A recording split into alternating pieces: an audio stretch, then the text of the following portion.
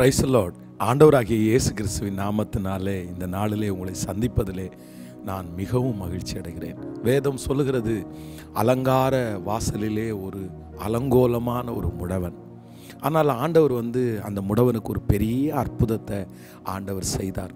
அப்படின்னா பார்க்கிறதற்கு இருக்கிறது அலங்கார வாசல். வெளியில் நிறைய பேருடைய பார்வைக்கு நல்லா இருக்காங்க, உயர்ந்திருக்கிறாங்க, அவங்களுக்கு நல்ல வருமானம் இருக்குது, நல்ல வேலை இருக்குது, நல்ல பிள்ளைங்க, இந்த மாதிரி நிறைய பேர் வெளித்தோட்டத்திற்கு பார்க்குறதுக்கு அலங்கார வாசல். ஆனால் இருதயத்துக்குள்ளே ரொம்ப அலங்கோலம், குடும்பத்துக்குள்ளே ரொம்ப அலங்கோலம். ஆனால் நான் நம்புகிறேன், கர்த்தருடைய வார்த்தை சொல்லுது, அந்த அலங்கோலமாக இருந்த அந்த மனுஷனுடைய வாழ்க்கையை ஆண்டவர் ஒரே நாளில் கர்த்தர் தட்டி எழுப்பி 40 வருஷத்தினுடைய அந்த சிறையிருப்பை ஆண்டவர் மாற்றுவாரானால், இன்றைக்கு இந்த சத்தத்தை கேட்டுக்கொண்டிருக்கிற உங்களுக்கு நான் சொல்கிறேன், நீங்கள் ஒருவேளை அந்த மாதிரி ஒரு சூழ்நிலையில் நீங்கள் கடந்து போகலாம்.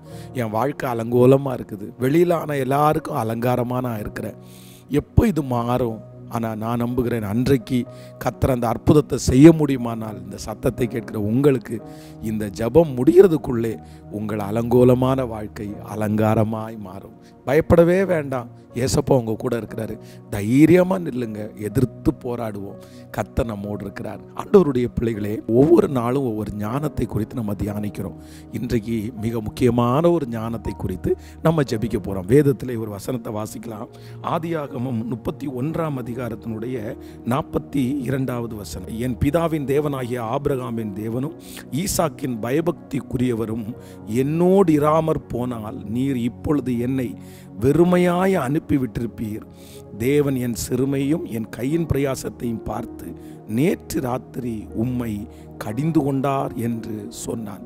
ஆண்டவருடைய பிள்ளைகளே, இந்த இடத்துல யாக்கோபு தன்னுடைய மாமனாரை பார்த்து என்ன சொல்கிறார் அப்படின்னு சொன்னால், எப்பா ஆண்டவர் மட்டும் என் கூட இல்லைன்னா, அப்படின்னா என்னுடைய அப்பா ஆராதிக்கிற தெய்வம் மட்டும் என் கூட இல்லைன்னா நீ என்னை எப்படி அனுப்பியிருப்பேன்னா, நீ வெறுமையாக என்னை ஒன்றும் இல்லாமல் அனுப்பியிருப்ப. நீ எல்லாத்தையும் உறிஞ்சிட்டு, நீ எல்லாத்தையும் எடுத்துட்டு என்னை வெறுமையாக நீ அனுப்பியிருப்ப. ஆனால் ஆண்டவர் நேற்று ராத்திரி உன்னை கடிந்து கொண்டார், அதனால தான் என்னை இப்போ விட்டு வச்சிருக்கேன்னு தன்னுடைய மாமனாரை பார்த்து யாக்கோபு சொல்லுகிறார். ஆண்டவருடைய பிள்ளைகளே, இந்த இடத்துல ஆண்டவர் நம்மளை காப்பாற்றணும். யாருடைய கையிலேருந்து காப்பாற்றணும்னா, எல்லாத்தையும் நம்முடைய கையிலிருந்து உறிஞ்சி எடுக்கிறவங்க நிறைய பேர் இருக்கிறாங்க. ரொம்ப கவனமாக இருக்கணும். சிலருடைய ஆவியே என்னென்னா, நம்மிடத்துல இருக்கிற ஏதாவது ஒரு ஆசீர்வாதத்தை பார்த்துட்டாங்கன்னா எல்லாத்தையும் அப்படியே பண்ணி எடுத்துருவாங்க, எதையுமே வைக்க மாட்டாங்க. இதில் ரொம்ப ஜாக்கிரதையாக இருக்கணும். அவங்களுடைய பரிதாபத்தை காமிச்சு, அவங்க இரக்கத்தை காமிச்சு, இல்லை ஏதோ ஒன்றை சொல்லி அப்படியே உறிஞ்சி எடுத்துருவாங்க. சில வீடுகளில் பாருங்கள், யாரோ ஒருத்தர் வேலை செய்வாங்க, ஆனால் அந்த வீட்டில் இருக்கிற அம்மா அப்பா சகோதரங்க அப்படியே எந்த ஒரு காரியம் இல்லாமல் அவ்வளவு துணிகரமாக போய் கடன் வாங்குவாங்க. அந்த கடனை யார் கட்டுவா அப்படின்னா, அந்த வேலைக்கு போகிற அந்த மகன் அந்த மகள். அவ்வளோதான், நான் கடன் வாங்கிட்டேன், இதை நீ கட்டிடு. இந்த மனுஷங்க நாள் முழுக்க வேலை செஞ்சு, வருஷம் முழுக்க வேலை செஞ்சு அந்த கடனை அவங்க எதுக்கு வாங்கினாங்க, ஏன் வாங்கினா எதுவுமே தெரியாது. இந்த மாதிரி இந்த சூழ்நிலையில் இருப்பீங்கன்னா நீங்கள் ஞானமாக தப்பு வைக்கிறதற்கு ஆண்டவர் பலன் உங்களுக்கு தருவாராக. சிலருக்கு எவ்வளவு கொடுத்தாலும் அதை நிறையாதுன்னு சொல்லுவாங்க. நீங்கள் என்னதான் ஹெல்ப் பண்ணுங்க, நீங்கள் என்னதான் கொடுங்க, அவங்களுடைய பிரச்சனையை தீர்க்க முடியாது, அவங்களுக்கு நிவர்த்தி ஆகாது, அவங்களுக்கு சரியாகாது. போக போக போயிட்டே இருக்கும், வாங்க வாங்க வாங்கிட்டே இருப்பாங்க, அவங்களால நம்ம ஒன்றுமே பண்ண முடியாது. அதனால் இந்த காரியத்தில் யாராவது ஞானம் இல்லாமல் சிக்கிட்டு இருக்கிறீங்களா?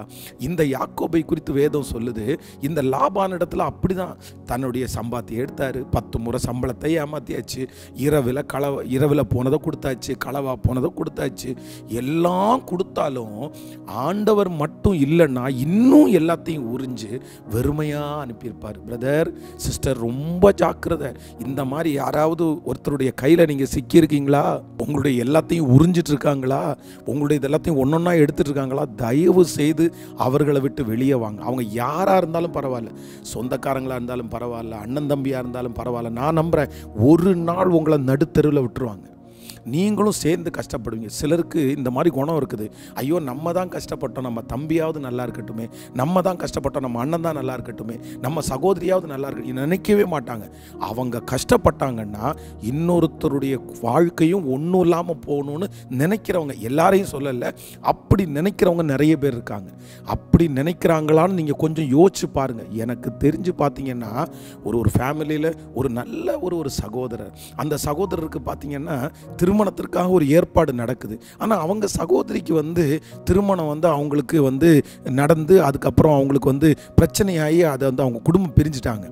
ஆனால் சரி, நம்முடைய தம்பி தானே, நம்முடைய அண்ணன் தானே, அவன் நல்லா இருக்கட்டும், நீ கல்யாணம் பண்ணி நல்லா வாழ்றா, நான் பார்த்துக்கிறேன் அப்படின்னு சொல்கிறத விட்டுட்டு நான் உன்னை கல்யாணம் பண்ண விட மாட்டேன், எப்படி என்ன நடுத்தரில் விட்டுட்டு நீ மட்டும் ஜாலியாக இருப்பியா, நீ மட்டும் நல்லா இருப்பியா அப்படின்னு சொல்லிட்டு இன்னைக்கு வரைக்கும் தன்னுடைய சகோதரனை திருமணம் பண்ணக்கூட விடாமல் தன்னுடைய கைக்குள்ளே வச்சிருக்கிறவங்கள நான் பார்த்துருக்குறேன். என்ன சொல்லுவீங்க நீங்கள்? இதை ரொம்ப வருத்தமாக இருக்குது. இது அன்பில் சேர்க்கிறதா இல்லைன்னா இது எதில் சேர்க்கிறது? நம்ம நல்ல அன்புள்ளவங்கன்னா இன்னொருத்தர் வாழுங்கன்னு அதை சொல்லுவோம். பிரதர், ரொம்ப யாரோ ஒருத்தர் இடத்துல ஆண்டவர் பேசுகிறாரு. நீங்கள் இந்த மாதிரி யாராவது ஒருத்தர் உங்களுடைய எதிர்காலத்தை உங்கள் வாழ்க்கையை உறிஞ்சுறாங்களா, அவங்கள விட்டு நீங்கள் தயவு செய்து வெளியே வந்துடுங்க. சில அம்மா அப்பா, எல்லா அம்மா அப்பாயும் நான் குறை சொல்லலை, சில அம்மா அப்பா கூட என்ன பண்ணுவாங்கன்னா, ஏதோ ஒரு பிள்ளை நல்லா சம்பாதிக்கிறாளா, ஒரு பிள்ளைகிட்ட வருமானம் வருதா, அந்த பிள்ளைய அந்த வயசு வந்தால் கல்யாணம் பண்ணி கொடுக்கலான்னு தோணாது. இவங்க கடன் வாங்கி வச்சுருப்பாங்க, இவங்க ஏதோ ஜாலியாக சந்தோஷமாக இருந்து அந்த ஒரு பிள்ளைய வச்சு இருக்கிற கடனெல்லாம் அடைச்சி அந்த பிள்ளைய வாழ விடாமல், அந்த பிள்ளையை உழைக்க விடாமல், அந்த பிள்ளைய குடும்பத்தோடு சேர்ந்து வாழ விடாமல் தடுக்கிற இந்த மாதிரி நபர்களை கூட நான் பார்த்துருக்குறேன். என்ன சொல்கிறீங்க? நீ உங்கள் மகனாச்சே அந்த பிள்ளை வாழட்டும்னு நீங்கள் விட்டுறீங்க. கொஞ்சம் இவங்க பாட்டுக்கு ஜாலியாக கடன் வாங்கிட்டே இருப்பாங்க, எல்லார்ட்டையும் வாங்குவாங்க, கஷ்டப்படுறது அந்த ஒரு பிள்ளை, அந்த பிள்ளைக்கு கல்யாணமும் ஆகலை. இந்த மாதிரி சூழ்நிலையில் நீங்கள் இல்லை, வேறு யார் இருந்தாலும் இந்த செய்தியை அவங்களுக்கு ஃபார்வேர்ட் பண்ணுங்கள். உலகத்திலேயே ஒரு மோசமான ஞானக்குறைவு என்ன ஞானக்குறைவு தெரியுமா? இதுதான். இன்னொருத்தர் நம்மளை உறிஞ்சும் போது, அட்டைப்பூச்சி மாதிரி உறிஞ்சும் போது அதை தெரிஞ்சுக்காமல் இருக்கிறது ரொம்ப ஆபத்து. நீங்கள் ஊட்டி, கொடைக்கானல் இந்த மாதிரி ஹில் ஸ்டேஷனுக்கு பார்த்தீங்கன்னா அட்டைப்பூச்சின்னு ஒன்று இருக்கும். இந்த அட்டைப்பூச்சியை நீங்கள் பாருங்கள். இந்த அட்டைப்பூச்சியை பார்த்தீங்கன்னா நம்மகிட்ட ஒட்டி இருக்கும், ரத்தத்தை உறிஞ்சும், ஆனால் ஒட்டி இருக்கிறதே தெரியாது. இந்த மாதிரி கேரக்டர் நிறைய பேர் இருக்குது. ரொம்ப கவனமாக இருங்க. ஆண்டவர் உங்களை காப்பாற்றுவார். உங்களுக்காக நான் ஜெபிக்கிறேன். தகப்பனே, இந்த மாதிரி சிக்கலில் ஞானக்குறைவாய் மாட்டிக்கொண்டிருக்கிற யார் இருந்தாலும் இந்த 100 நாள் ஜெபத்திற்குள்ள ஒரு ஞானத்தை கொடுத்து அந்த இடத்திலிருந்து உங்கள் பிள்ளைகளை நீங்கள் வெளியே கொண்டு வருகிறதற்காய் ஸ்தோத்திரம்ப்பா. இன்றைக்கு பிறந்த நாளை காண்கிற, திருமண நாளை காண்கிற பிள்ளைகளை மனதார நான் ஆசீர்வதிக்கிறேன். தகப்பனே, இந்த 100 நாள் ஜெபத்தில் ஜெப குறிப்புகளை அனுப்புகிற உங்களுடைய பிள்ளைகளுக்காய் நான் ஜெபிக்கிறேன்ப்பா. உங்களுடைய பிள்ளைகளை ஆசீர்வதிங்கப்பா. உங்கள் பிள்ளைகளை அந்த ஜெபத்திற்கு பதில் கொடுங்க. உங்கள் கிருபை தாங்கட்டும்.